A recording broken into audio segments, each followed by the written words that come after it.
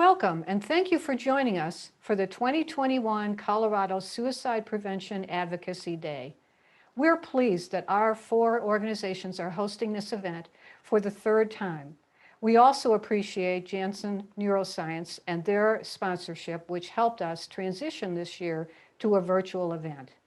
This is a first for us to host a State Advocacy Day virtually, and we appreciate your interest, your support, and your patience as we work our way through the process.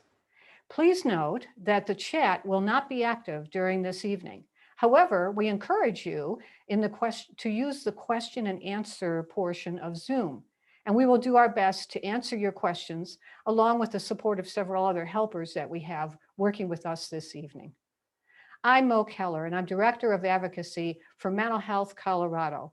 I'm also a former legislator, having spent 8 years in the House of Representatives and then another 8 years in the Colorado Senate.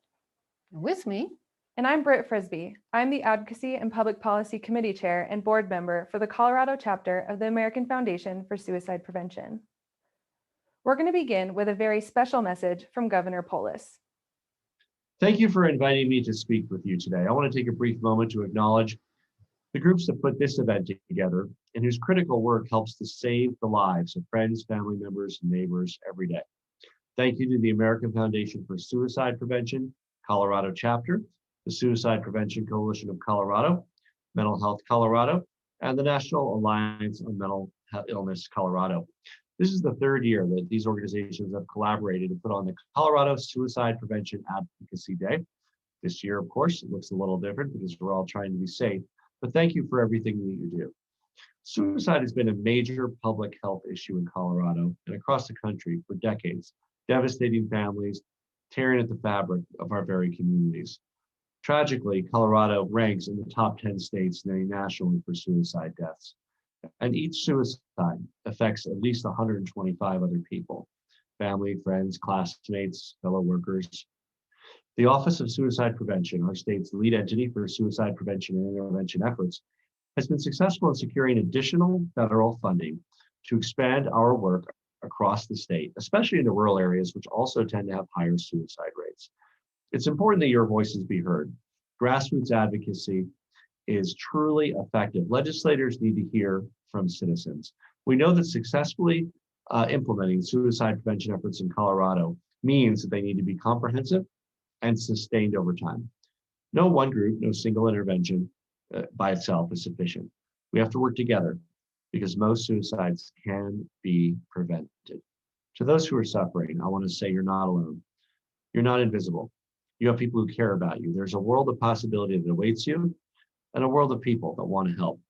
If you're suffering or you know someone who's suffering, please call Colorado Crisis Services Hotline at 844-493-TALK. That's 844-493-8255 or text TALK to 38255. There are people standing by ready to help. By working together, we can help save the lives of our family members, friends, and neighbors. Thank you for everything that you do. so let's get started with our agenda.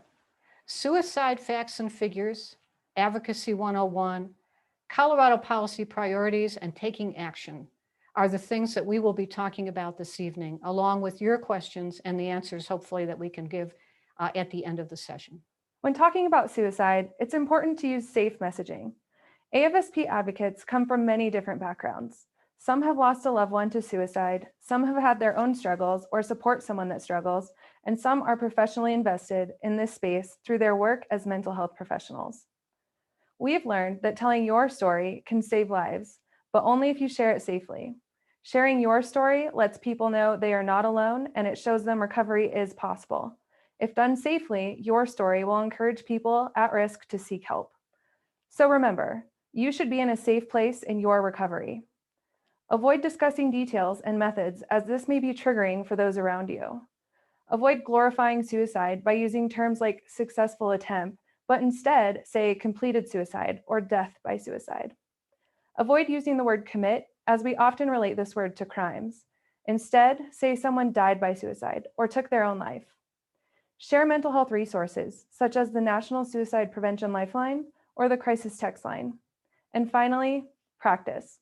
The more comfortable you are in sharing your story and talking about suicide, the more we can break the stigma associated with mental health and suicide. The Centers for Disease Control and Prevention, the CDC, collects and shares data on the number of suicide deaths in the United States each year. It takes 2 years for this data to be published, so the most recent data available that you see here is from 2019. Suicide remains the 10th leading cause of death in the United States. In 2019, we lost 47,511 Americans to suicide, making it the second leading cause of death for ages 10 through 34, and the fourth leading cause of death for ages 35 to 54. 36.5% of those who died by suicide were over the age of 55, and it is estimated that for every suicide death, there are 25 attempts. Here in Colorado, we lost 1,287 Coloradans to suicide. Suicide is the 7th leading cause of death overall in our state. Colorado consistently ranks in the top 10 states in the nation for suicide. And suicide is one of the leading causes of death for youth between the ages of 10 and 24.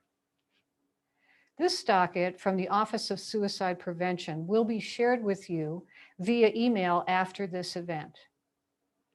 Now we'll hear from Sarah Brummett. She is the director of the Colorado Office of Suicide Prevention. Hello, and thank you for taking part in the 3rd annual Suicide Prevention Day at the Capitol. I'm Sarah Brummett with the Colorado Office of Suicide Prevention. We're housed in the Colorado Department of Public Health and Environment. I just wanted to share a little bit about what our office does and how we can support you in our efforts. Our office is tasked with leading suicide prevention and post-prevention efforts and supporting intervention across the state. And we've worked to establish relationships with communities so that we can collaborate together to reduce the incidence of suicidal despair across our state. We have a number of legislative responsibilities, including partnering with hospitals, emergency departments, other inpatient centers to get information and resources out to families after there's been a crisis. We house the Colorado Suicide Prevention Commission, which is tasked with identifying data-driven, evidence-based recommendations to move our state forward in suicide prevention. They really serve as our advisory board for the Office of Suicide Prevention. We have a few other ones focusing on health system efforts and supporting schools with their training efforts. And then we also have a pass-through to support mental health first aid training across the state. In addition to those legislative responsibilities, we also have a number of other programs that we've brought on board here in Colorado. The largest one is creating a comprehensive community-based model for suicide prevention that can be developed, implemented, and evaluated to show that it is possible to reduce suicide at the state level, but only through full-scale coordinated efforts across the spectrum of prevention, intervention, and postvention. I would encourage you to reach out to our office. We have a website, coosp.org. We can get you connected with data for your community or a population that you are focused on. We can connect you with existing local efforts, partners, and coalitions, as well as get you connected with existing resources so you don't have to start from scratch. Thank you for taking part in Suicide Prevention Day at the Capitol and making sure that suicide prevention remains a priority here in Colorado. Our thanks to Sarah Brummett and all the hard work of the Office of Suicide Prevention. Moving on, we hope you've had a chance to watch this video that Representative Michelson-Janae and I hosted. The link to access this video was shared with you previously via email. By advocating for the issues you care about, like suicide prevention and mental health, you can make a difference. Our organizations provide our advocates with the opportunity to share their story and make connections with lawmakers on the federal and the state level. We also provide a platform to email legislators directly. Advocates can also advocate in-person events locally, around the country, and in Washington, D.C. First, for those who may be new to advocacy, we want to address the question, where does legislation come from? It comes from legislators themselves based on their personal experiences, passions, and interests. It comes from you as advocates and constituents. And it comes from organizations like AFSP, Mental Health Colorado, the Suicide Prevention Coalition of Colorado, and NAMI Colorado, that all work directly with legislators and other leading mental health organizations to write new policy and provide resources for support of future legislation. So once the legislator has an idea for a bill, they will draft language and introduce it into their House of Origin. So once introduced, the legislation is assigned to the relevant committee within that House of Origin. So this is either the House of Representatives or the Senate. So for example, if we work with a senator to introduce a bill to have all the teachers trained in suicide prevention, that bill's House of Origin is the Senate, and the bill will be sent to the Senate Education Committee. That committee then has the opportunity to review it, to amend it, or to defeat the bill. And they can vote to approve the bill language before they send it to the Senate floor. And that's the House of Origin, the Senate floor, where all the senators will look at it and have an opportunity to vote. If the bill is voted on favorably, it will go over to the other House of Origin, which will be the House of Representatives. So our teacher training bill, for example, if approved by the Senate Education Committee, would go to a full vote of the Senate, and then only if the Senate votes favorably would it go through to the House side, and it would go through the same committee review process and the same voting on the floor that happened in the Senate. Now, only when a bill has been voted on favorably by both the two houses, the Senate and the House of Representatives, can it go to the governor to be signed into law. The governor also has the option to veto the bill. He can sign the bill, or he can let it become law without his signature. When speaking to a legislator or their staff, it's important to be polite and thank them for their time. You also want to be mindful of the language that you use and be brief when sharing your connection to the cause. Think of it as an elevator speech. Here's an example. My name is Britt, and I have been affected by suicide through the loss of a close relative, and I have many friends who have struggled with their own mental health. I look forward to sharing more information with you about how we can work together to prevent this leading cause of death, and I'm happy to answer any questions that you might have. In your communication with a legislative office, if you don't know the answer, that's okay. Say, I do not know the answer to that right now, but I would be happy to find out and to follow up with you as soon as I have the answer. This provides you an excellent excuse to maintain communication with that office and further position yourself as a resource. Now, there are a lot of ways to build relationships and to stay connected with your lawmakers throughout the year. You can email, you can call them, you can tag them in social media posts. You can visit with them and their staff in local or capital offices and sign up for newsletters so you know when they are hosting town halls and events in your area. Many town halls and legislative meetings are being held virtually and offer increased opportunities for advocates to become engaged in the legislative process. If you are interested in testifying at hearings, whether that's in writing or verbally, you can visit this website from home or work to sign in. When it's your turn or your time to testify, you can do so. As you begin your advocacy journey, it's important to know what resources you have at your disposal. State legislative websites offer several resources to advocates. You can identify your legislator and their contact information. You can see what laws are currently enacted. You can search for legislation that has been introduced in the current legislative session. Advocates can also sign up for newsletters and find out what relevant events and advocacy opportunities may be coming up in your area. You should all have a copy of the issue brief emailed to you when you receive the Zoom access information. We have 3 main asks or priorities that we'll be discussing. Priority number 1 is House Bill 21-1068, Mental Health Wellness Exams. House Bill 21-1068 is about insurance coverage for mental health wellness exams. The bill adds a requirement as part of mandatory health insurance coverage of preventative health care services that health plans cover an annual mental health wellness examination of up to 60 minutes that is performed by a qualified mental health care provider. The coverage must be comparable to the coverage of a physical examination. It must comply with the requirements of federal mental health parity laws, and it must not require any deductibles, co-payments, or co-insurance for the mental health wellness examination. The coverage applies to plans issued on or after January 1st, 2022. This bill has been signed to the Health and Insurance Committee, but no hearing date has been set yet. An important suicide prevention strategy is connecting individuals at risk with a trained health professional for assessment and treatment. Individuals at risk need to be able to access and afford this care. In Colorado, this is often easier said than done.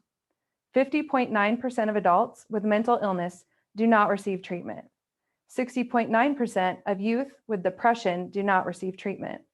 28.2% of adults with mental illness who are seeking treatment report an unmet need.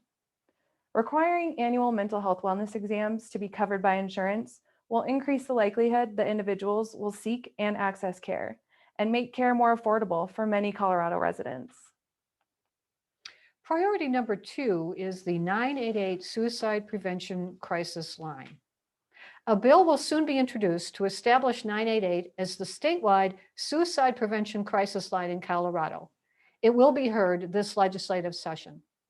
In October of 2020, the federal National Suicide Hotline Designation Act became law, which designated 988 as the future 3-digit phone number for the National Suicide Prevention Lifeline, which is currently 1-800-273-8255.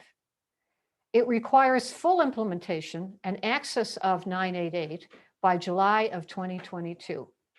It empowers the states to enact laws allowing 988 to be funded through the same way as 911, through state-managed monthly consumer service fees. Now, these state-managed monthly consumer service fees are generally known as surcharges on your phone bill that you would pay every month.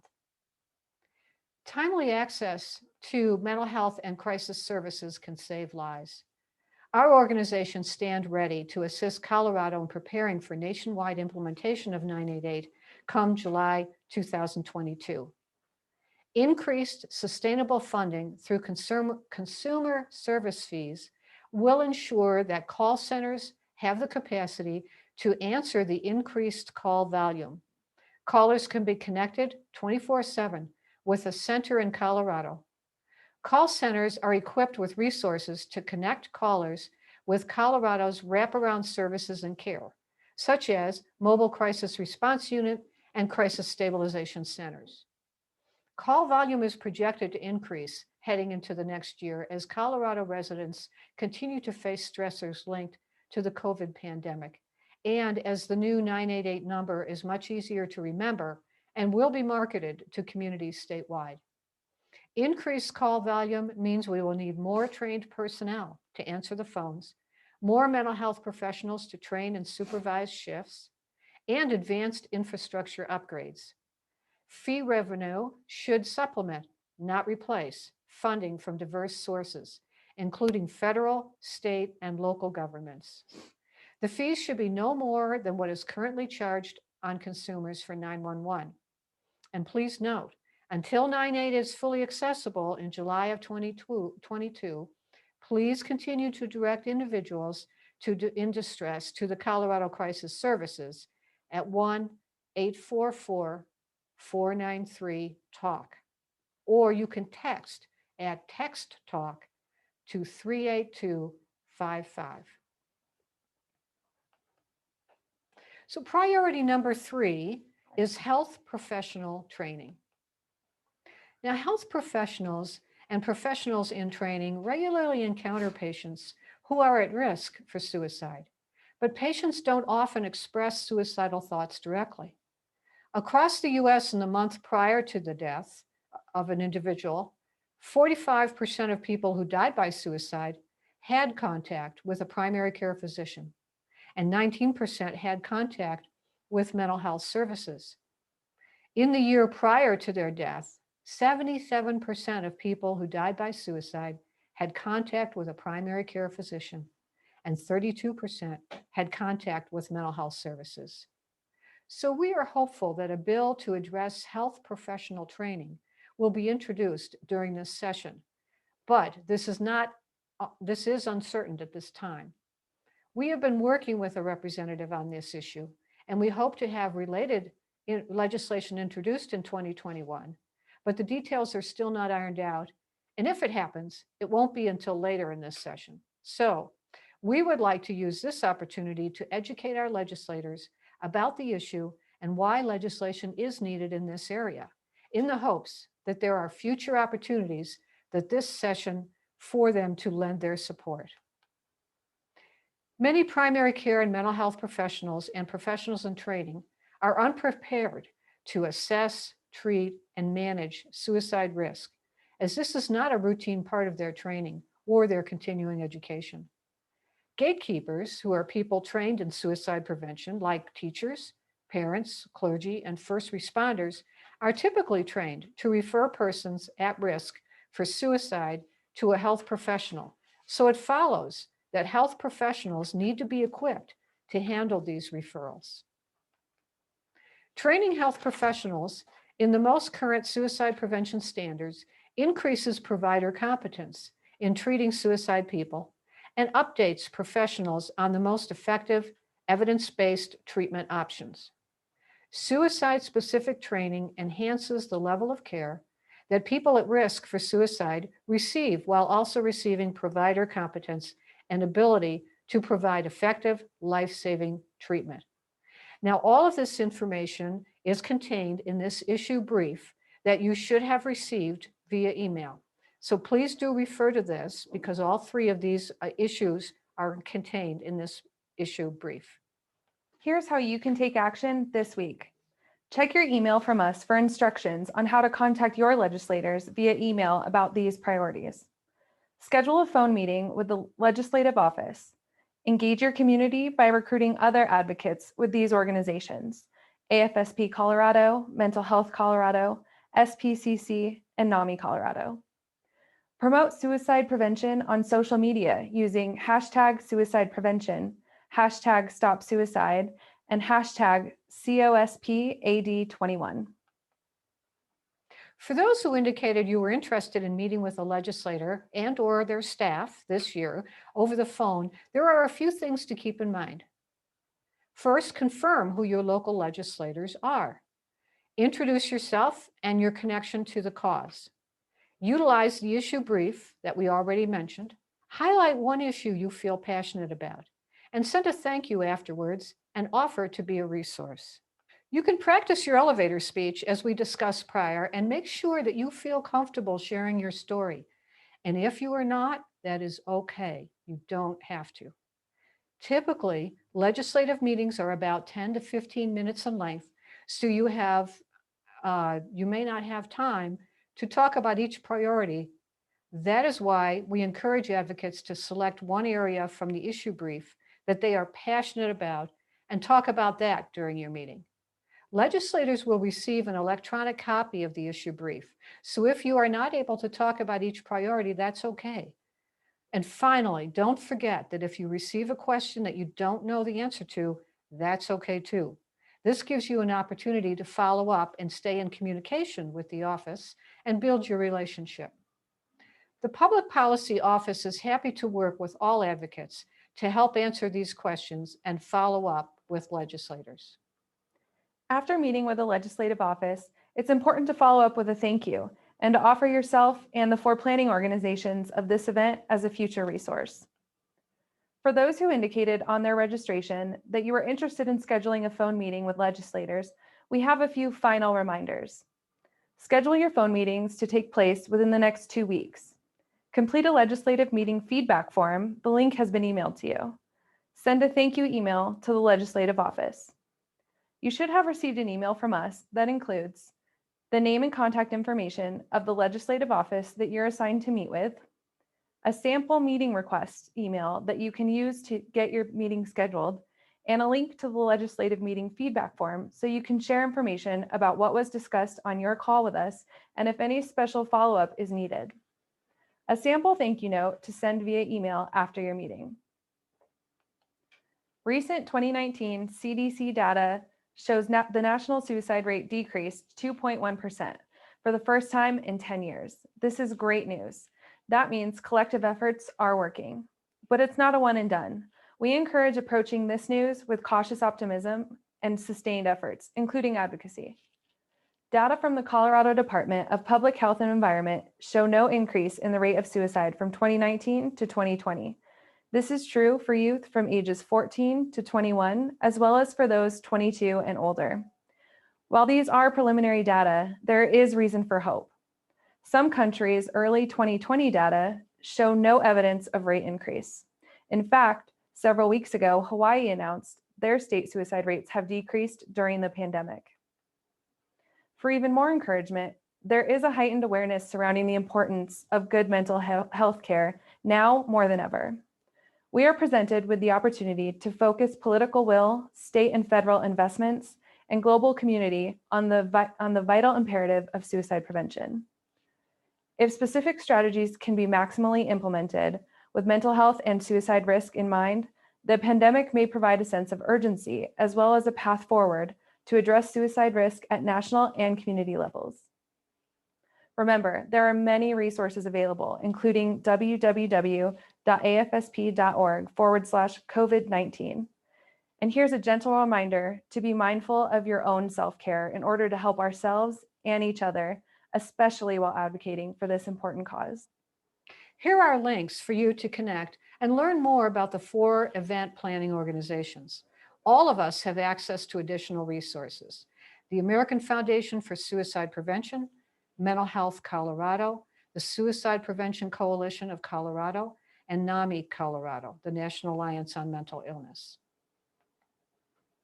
The American Foundation for Suicide Prevention of Colorado has as its mission to save lives and bring hope to those affected by suicide, and to bring together suicide prevention advocates to urge public officials at all levels of government to prioritize suicide prevention and mental health. Mental Health Colorado is the state's leading advocate for promoting mental wellness, ending shame and discrimination, and ensuring equitable access to mental health and substance use care. National Alliance on Mental Illness. Across the state, volunteers bring free, peer-led programs to a wide variety of community settings, from churches to schools to businesses to NAMI affiliates, with the unique understanding of people who have lived experience. The Suicide Prevention Coalition of Colorado is a statewide membership organization committed to advocacy, education, and collaboration. Some additional resources you can look to from our virtual tabling organizations are Children's Hospital Colorado Pediatric Mental Health Institute, the Colorado School Safety Resource Center, CSSRC, Office of Suicide Prevention, Colorado Department of Public Health and Environment, the Second Wind Fund, Sources of Strength,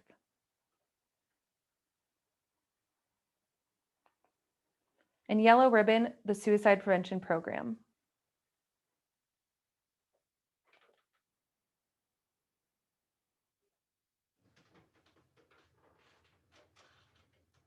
Well, thank you so much. I know that we have given you a lot of information in a compressed period of time, but we are here now to answer your questions.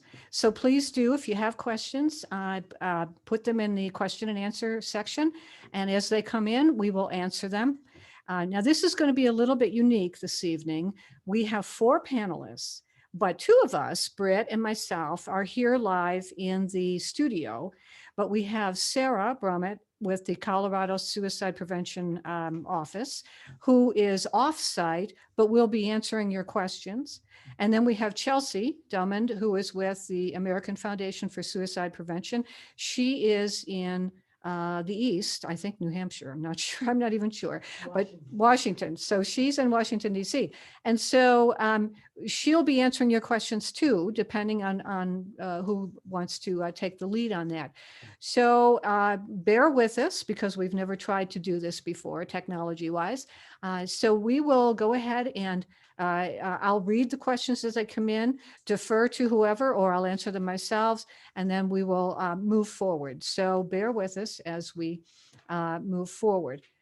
So the first question that we do have is, how do we make sense of the decline in suicide rates with the increase in individuals affected by mental health challenges due to the pandemic? Are there any running theories on this topic? So I'm going to defer that to Sarah, and she's going to be responding. By the way, I didn't mention Sarah and Chelsea being off-site are not going to be audible. They're going to be typing their answers. So while Sarah is doing that, I'm going to go ahead with some questions that have come in that both either her or both Britt and I can answer until we hear from Sarah. Some of these were questions that came in terms of logistics kinds of questions. How do you know if your elected official is a Democrat or a Republican? Well, on any site that you go to, including the state of Colorado site, or if you go to other sites and you type in the name of your legislator or your zip code to find out who your legislator is, they will have the name of that person, and then there'll be a capital D or a capital R after their name. And so that's always true. So that's an easy one to find out. How many legislators are on a committee? And in the House of Representatives, there are 11 or 13, depending on the committee. And in the Senate, because it's so much smaller, there are only 35 members in the Senate. There are 5. So in terms of the question that I had read before, Sarah has responded. And this was about the connection between suicide and mental health illnesses. Particularly, what are the major groups who are impacted by suicide? So Sarah has responded. Thank you, Alan. I think Alan was the first question that we read. Although mental health and suicide are often connected, that is not always the case. National data indicate that only about 54% of people we lose to suicide are experiencing a diagnosable mental health condition at the time of their death. The issue of suicide is much broader than only mental health. National data and state data highlight the importance that community contexts have on suicidal despair. Circumstances such as financial stressors, job problems, relationship conflicts, and housing instability play a role. Food insecurity and experiences of trauma contribute to feelings of despair and hopelessness. Access to responsive and affordable mental and behavioral health is absolutely part of suicide prevention. But so are strategies to improve community industry, inclusivity, and connectedness. Economic security and postvention, which is what one of our bills in the session now is addressing. You are absolutely right that there are portions of our communities that are put at disproportionate risk for suicide and are overrepresented in suicide-related indicator data. And also, that includes LGBTQ in the community, men in their middle years, older adults, veterans, and those in the construction industry. There has also been a concerning increase among suicidal despair for young Black males and younger Native American populations across the country and here in Colorado.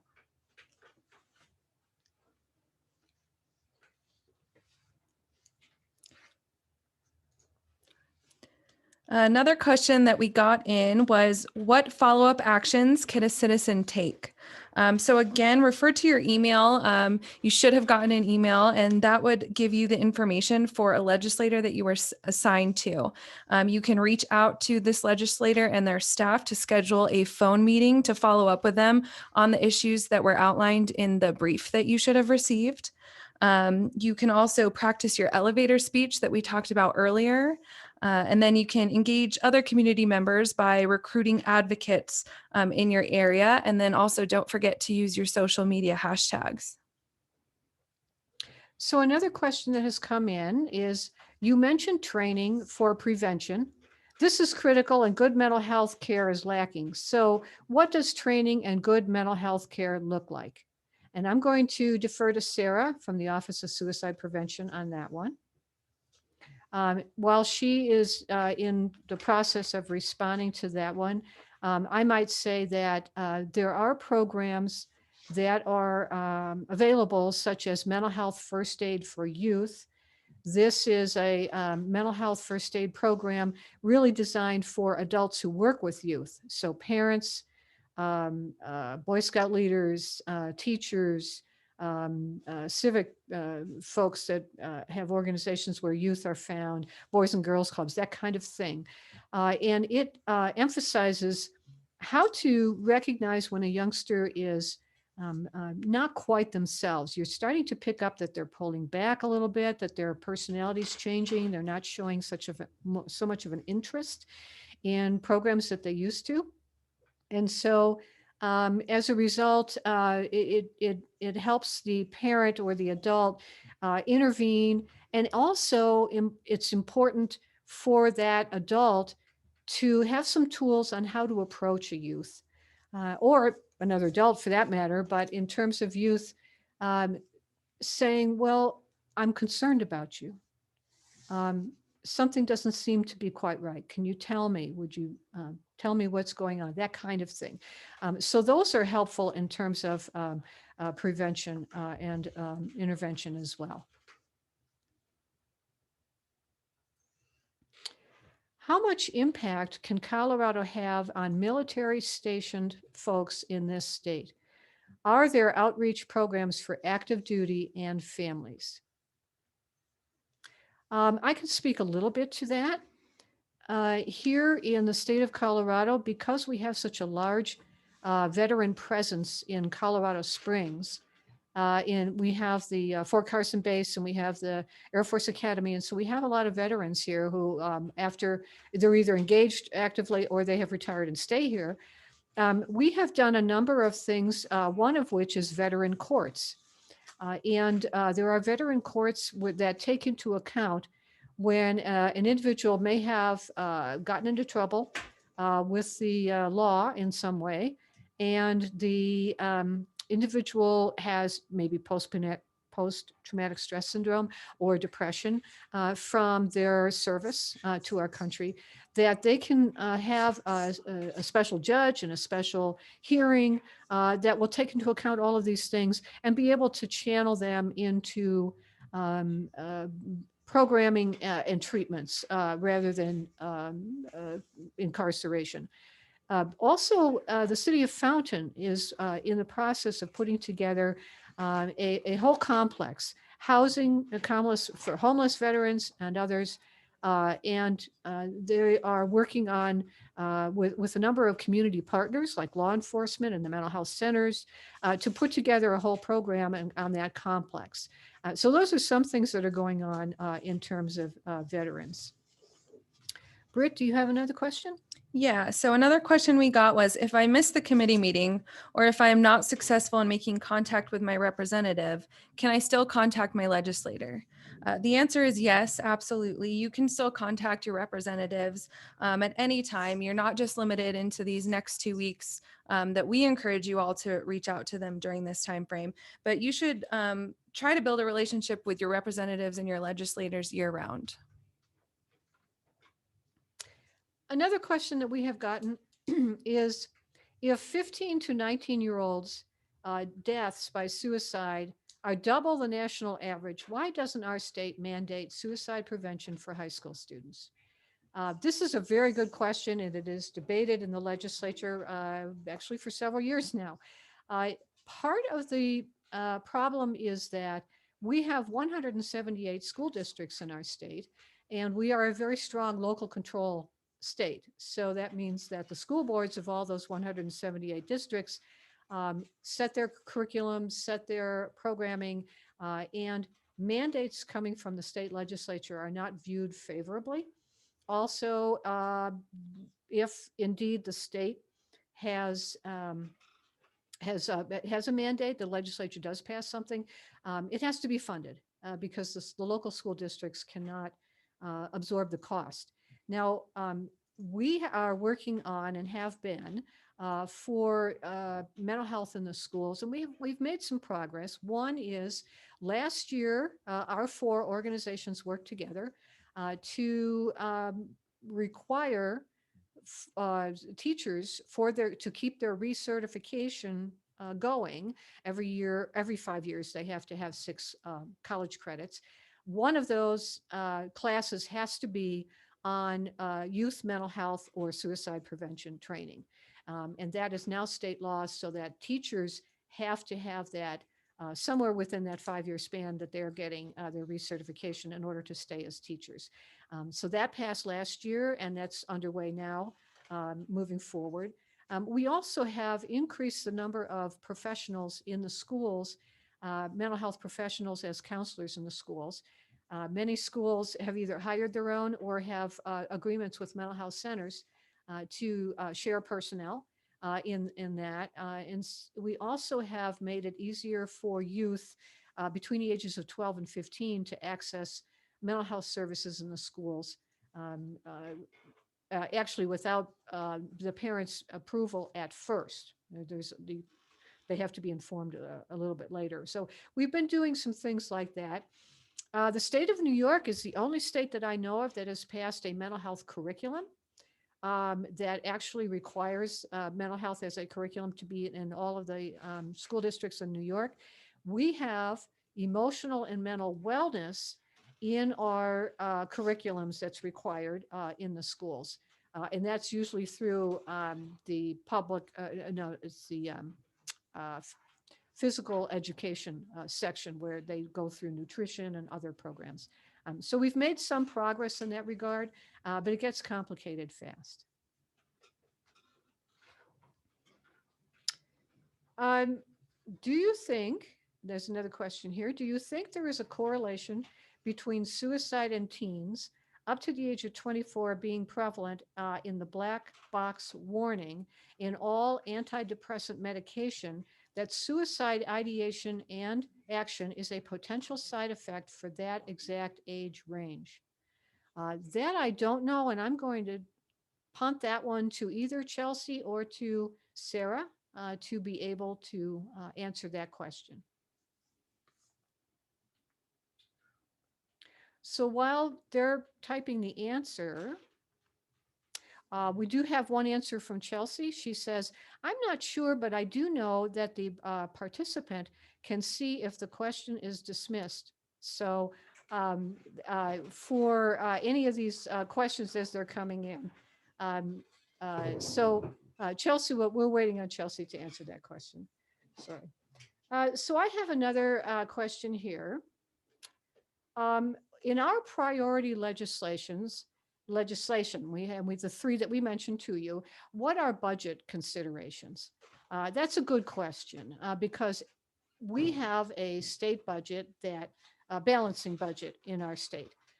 So we have to have a balanced budget every year. So any bill that comes in that costs money, the legislature is obligated to look at the cost and then weigh it with all the other bills that come in, look at the cost. And we lose a lot of really good bills because we can't afford them. So in our first effort on 988, I'll mention that one first. That one is not going to cost very much money because we are receiving funds from the FCC, the Federal Communication Commission, has had grants out that our state has received to do a lot of the technical behind the scenes work to make the phone lines work and all. We also have our local Public Utilities Commission can absorb the 988 because they've been doing 911 for years. And so that was not a difficult lift. So for us, it will not be a lot of money. We have a funding source for 988, and that is, we mentioned, is the surcharge on your phone bill. And so the surcharge will, the citizenry, all of us who own a phone, will be paying potentially 40 cents a month, around that area, on your phone bill. All that money goes into paying for the 988 line. So we had a funding source, and so that's why 988 is going to move forward well without any problem. In terms of the bill on the mental wellness exams, those mental wellness exams are required for the private insurance companies to offer, just as they do physical wellness exams every year. We did get so there was no cost to the state at that point. We did get some information from the in private insurance companies that it might cost them a little bit, but it was actually under 1%. So it was very negligible there, but the cost would not be to the state. It would be for them to absorb that requirement. So those are the two that we have so far. And that's a good question about the budget, because we always have to look at the budget. So let's see. Another question that would be good is, what do I do if my representative seems disinterested? And we had another question that was similar to that is, what if your senator or representative is not in favor of the bill? How do we respond? So if your legislator seems disinterested, really the only thing you can do is try to encourage them to look at the bill, to research it more, offer to give them more information, try to keep their interest level up that way. Also, if they're showing that they're not really interested, or they're not really, they don't seem like they're going to vote for the bill, it's really important if they say, no, I don't like that bill on the mental wellness exams. No, I don't like the bill on 988, making that, so I don't want to do it. Really, really critical for you to find out why. What are the reasons why, so that you might be able to get information to answer that question. So an example on the wellness exams. There was one legislator who said, I'm not going to vote for it because I think it will raise premiums on the private insurance side. And I don't want to raise premiums, and I think it's going to be too expensive. And then I've got to pay more in my premium just for this service that I won't be using. I'm not going to get a mental wellness exam. So I don't want to do that. Well, okay, now that's a legitimate reason. I don't agree with it, but it's a legitimate reason. So then it's our job to find out, well, how much is that particular premium? Would it go up? And talk to the private insurance companies. Now, you don't necessarily do that. I do that. The Division of Insurance does that. We actually did have a big meeting on that, which is where I got my figure about just a little less than 1% on premiums. And so I can get you that information. I don't want you to think you have to go out and doing that. But the point being that if they're in opposition and they're not enthusiastic, find out why. What is it that they don't like? What is it that might make it better? And then get a hold of any of our 4 organizations, and we'll work with you to try to resolve that issue. So good question. That's one too. So how many, I mentioned about how many legislators were on a committee. We had, what complications can arise with the committee hearing agenda?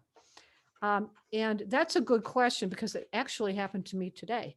I was submitting written testimony, and you remember we sent out the link, or the link is in the our presentation this evening, where you can just click on that and it goes to, here's how you submit written testimony to a committee. Here's how you get in line to be on a virtual video so you can testify video wise. Well, I had difficulty with it, and I called the technical line on the that the state capitol offers. They're excellent because they answered it right away. And it turned out that the bill I was submitting testimony on got pulled off the agenda right at the very beginning of the committee. So there wasn't any notice ahead of time that it was being pulled off. And that kind of thing can happen. So what happens at a committee, Sometimes a bill is going to take too long. And so the other bills that for that committee hearing are going to get bumped, or the legislator who's sponsoring that bill had to have it bumped because they couldn't make it. That can happen. Sometimes bills on the agenda get moved around. So the fourth one goes up to be the first one for whatever reason. And then now your second bill is now going to be fifth and all that kind of thing. So all that stuff can happen at a committee hearing. And it's just part of the daily way that the legislature works. So don't get frazzled. If that happens to you, just take it in stride, because you can always submit your written testimony later at another time. And it will be seen by the legislators. It'll just be maybe not right at that moment. So a good thing to know about too. Question. What do you think about advocacy for legislation and programming to partner with youth suicide prevention efforts, with sexual health education and gender sexual alliance, the GSA, in schools to increase shared protective factors and reduce shared risk in multiple areas, such as suicidality and sexual violence? Britt, do you have any I don't input on that? know. I can tell you Sarah that might have an well, answer to let's ask Sarah to weigh in on that one, because she is actively involved in those. So hopefully she'll get us an answer pretty soon. So while we're waiting for Sarah, what difference can I really make just being one person? And if you had an opportunity to see the grassroots advocacy training that we had a link on here, but you've also been sent that information ahead of time. And so Representative Michelson, Janae, and I did that. And we emphasized then, and we both reiterated it then, that you as one person can really make a lot of difference. And it's frustrating to me, having put in 16 years in the legislature, when I hear people say, nobody listens, I can't make a difference, no one cares, because I've seen again and again and again that that is not the case. As I had mentioned before in that grassroots video, when I was a legislator and I got a phone call about a bill, I would look it up, because it may not have been something I was even paying attention to. Well, already it's made a difference, because now it's on my radar. And so I looked at it, I read it, and then I called the person back and said, well, what is it about this bill that is particularly concerning to you, or whatever? When you testify before a committee, it's the individual citizen who tells their story, the individual citizen who says, here's what happened to me, here's what happened to my family, and this bill would really be helpful because it would have made the difference. It would have done this, or it would have done that. That's the piece that really convinced legislators to vote for it. They're looking for, why should I vote for this? Now, when I go in before the legislature, they see me all the time. And so they know I'm going to advocate for it, and I don't have as much of an impact with that regard. But a citizen who comes in or does virtual now and says, this is how this would have helped me and my family, that is really powerful. Never underestimate the power of your influence in your story, because you're the experts on your story. And that is what really makes the difference. And another question that we have is, how can we follow the progress of a bill for the next few months? And Mo, I'll punt that one to you, because you probably have a good idea on how people can do that. So if you go to the Colorado General Assembly page, Colorado Legislature, anything like that, it'll come up. And it's a very friendly website. So you can look at your, there's a couple things you can do. One is you can look at the schedule for the day. So on the very front page, it will have watch and listen icon. If you click on that, you can watch the House and you can watch the Senate in real time. Debate on bills, and it will bring up the agenda. It'll bring up the calendar, so you can follow what bill they're working on, and it'll say it on the bottom and all of that. And it's also archived. So if you missed the bill you're interested in, and it was last Friday, and you go, no, I missed it. Just go to last Friday on the calendar, click on that, and the archive will come up and you can watch it. So you can see the debate on that. So that's one way. The other way is if you don't want to watch and listen, just go to the schedule for the day and you can see the calendar and you can see the committees that are meeting and you can click on the committee you're interested in. So for example, the wellness exams is going to the House Public and Behavioral Health Committee. So just click on that because all the committees come up. So you just read them down and you click on that and it will have the date and you click on that and we'll have the agenda and you can listen live again or archived to see, how the bill fared. The other way to do it is since the bill has a number, I think it's House Bill 1068, you can just Google that, House Bill 1068. And that bill will come up with the bill sponsors in the side and you just scroll down and it will have bill history. And if you click on bill history, it will have what committee it went to, when it was heard, the votes on that committee. So you'll know how everybody voted on it, if there were any amendments and what the amendments are. And then if it passed the House, it'll say that. If it and then the final vote in the House, so you'll know how everybody voted on it. If it's in the Senate moving over there, then you can do the whole process. So there's a lot of really easy ways to do that. So thank you, Brett. Yeah.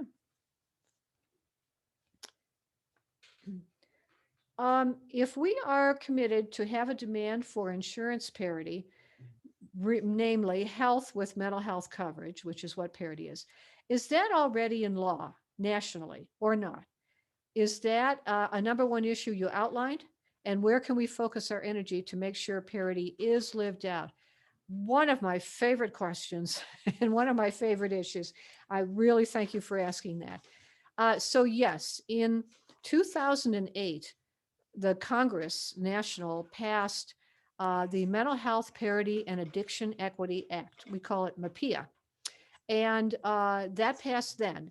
And it required that all of the private companies that offered health insurance had to offer, they did not have to offer mental health, but if they did, it had to be equal to, on par with what they offered on the the physical health care side. So meaning if your policy says that you get 6 visits to an oncologist for cancer, your policy must say you get 6 visits for a mental health or substance use disorder professional. If they have a $25 copay for a physical health visit, they cannot charge more than a $25 copay for your mental health or substance use disorder treatment. They cannot have any more in terms of a copay on the physical side than they do on the mental health side. So that's parity. Another bill was passed to reinforce parity and at the federal level to make it applicable to a broader number of insurance companies. Now, here in Colorado, and this is the reason why I get excited when I said I was excited about this earlier, is that we actually preceded the federal government. So we have passed 3 parity bills in Colorado. I was involved in all 3. So the first one was in 1997. It was limited. It only covered 6 of illnesses, serious conditions of mental health. And it only applied to the large groups insurance companies. Then we passed in 2007 the second parity bill, which expanded it to almost all mental health conditions and substance use disorders and post-traumatic stress disorders. And it covered the large group market and the small group market too. Then just 2 years ago, in 2019, we passed, and you may want to read it, House Bill 1269. And that, for the first time, had real teeth. It had real enforcement with it. Because what had happened is that all the bills, including the federal bill and including our bills, really didn't have an enforcement mechanism. It said, yeah, this is the law of the land, do it. But a lot of the insurance companies didn't do it. As a matter of fact, there are some that aren't doing it today, 20 years after the first passage or more. We're still fighting this battle. So 1269 here at the state level required very stringent reporting requirements of all of the private health companies, private health insurance companies. And if they didn't report, to the satisfaction of the Division of Insurance, then it stated that the Division of Insurance Commissioner shall not allow a premium rate increase for that particular private company, insurance company, until they do comply with the mental health parity requirements of reporting. Also, what's been going on is that there have been a number of lawsuits and a number of attorney general's settlements in a number of states. And the biggest one is called WIT versus United Healthcare. That was a game changer. And that was 2 years ago. And it applied to a lot of plans that the states don't have control over, that are some of the very largest plans. And it really had a lot of information in it and a lot of consequences. If you are very interested in that, I have tons of information on that particular court case, but that case really made a difference. Now, the private, because the United Behavioral Healthcare lost, and they lost big. So if you're interested in that, please do let me know, and I will get all that information out to you. And another question we just got in was, how do you get the courage to tell your story? The first advice that I would have is to make sure that you're far enough in your recovery of your own to be able to share your story. For me, it was very helpful to find other people who had similar losses as I had, and to find a network with AFSP Colorado to be able to share my story.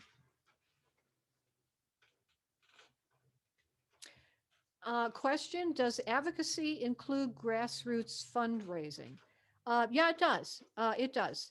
And you might want to work with a number of the nonprofit agencies or organizations, associations. Um, Sometimes it's grant funding. Sometimes it's funding from federal government. I can tell you that all of the COVID-related stimulus bills had money associated with it for mental health and substance use disorders. The CARES Act a year ago, the act that passed in December, those monies are just going out now, and now the current act, the COVID act that is being considered by the Senate right now, has money for mental health and substance use disorders. So fundraising is really very important. All of us as nonprofits have galas or dinners or lunches or any number of opportunities for individuals to be able to help fundraise and to be able to help support our agencies. So grassroots advocacy, yes, does include fundraising. Unfortunately, it's what we need to do in order to be able to continue to advocate on a daily basis. Do you have any thoughts on if the fiscal note for the expansion of peace officer mental health grant is prohibitive in a year where it will provide where the provision is so much needed? And so we have a bill in the legislature this session that we are supporting that expands the peace officer mental health training and response in community to include partners. And there will be some cost to that.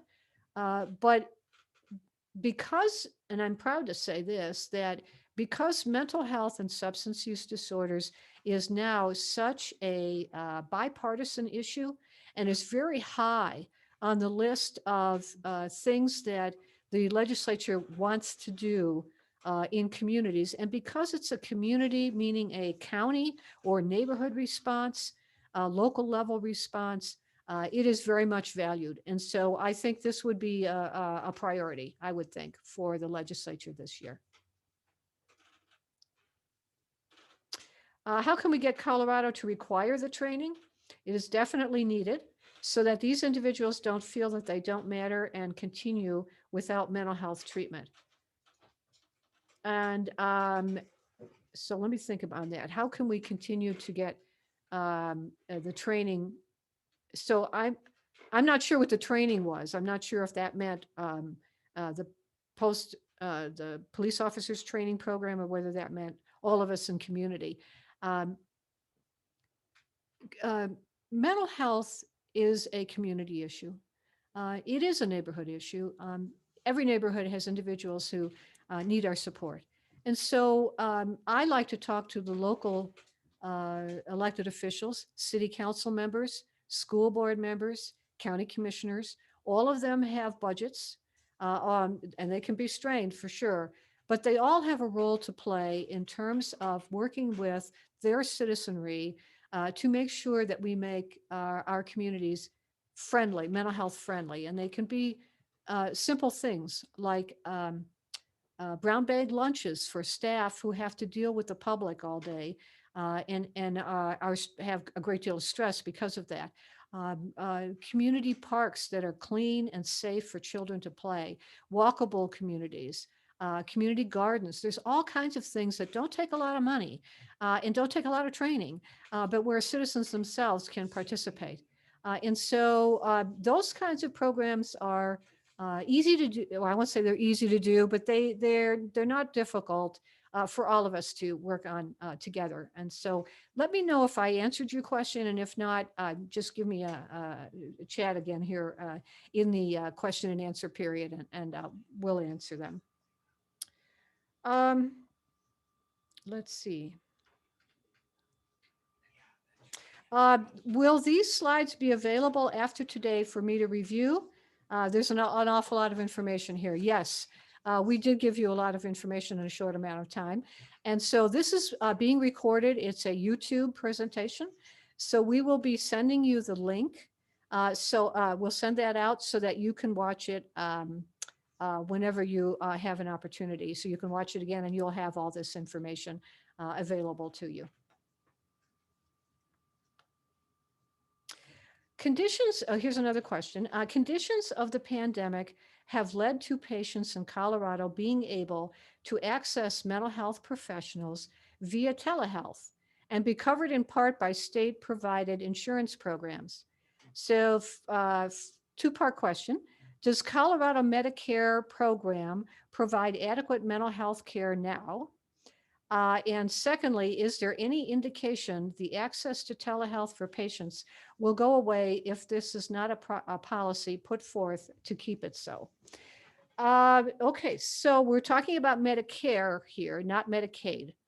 So Medicare is the program for seniors. And does the Medicare program provide adequate mental health care now? Definitely not. Definitely not. The mental health care is spotty. For number one, there are not a lot of providers who will take Medicare patients, mainly because the reimbursement rate of Medicare is very low. As a matter of fact, I had one physician tell me he loses money when he takes a Medicare patient because he has to do paperwork with it, and he has to, so all right, so he does that too, but he actually loses money because the payment rate is so low. So an awful lot do not want to do that. So that's definitely true. A number of our organizations, I know we've been working at the national level as a partnership to try to work with our congressional delegation to get Medicare provider rates up so that more providers will participate. But because of that provider shortage, no, Medicare is not very robust. The second is access to telehealth for participants. Will it go away if it's not a policy put forth to keep it so? Possibly. Probably. So telehealth is now has now been adopted by Medicare because of COVID, and it was temporary rules. But the temporary rules have now been made permanent for the video piece of telehealth. But audio, meaning on the phone, just audio, Medicare has dropped that. And so that's no longer acknowledged for a provider to be able to submit for reimbursement if there's an audio, so phone by phone. But if it's a video telehealth, that is still being offered by Medicare and almost certainly will stay because it has been the policy during the COVID is a temporary plan. Good questions. We've had some good questions. And so that's all the questions we have. And I don't think I have any more here as well. So I want to thank you all for submitting your questions. These were excellent. And if you have questions that weren't answered tonight or something you think of later, we are happy to answer all your questions offline. So please submit them to any of us or submit them to this chat line. I'm sorry, to the question and answers here, and we will get you the answers at a later date offline. And so with that, I want to thank you very much again. And Britt, thanks you. Thank you so much for joining us tonight. And we appreciate the time that you've given to this very important issue. And please do stay in touch with us and we'll stay engaged with you as well. And good night.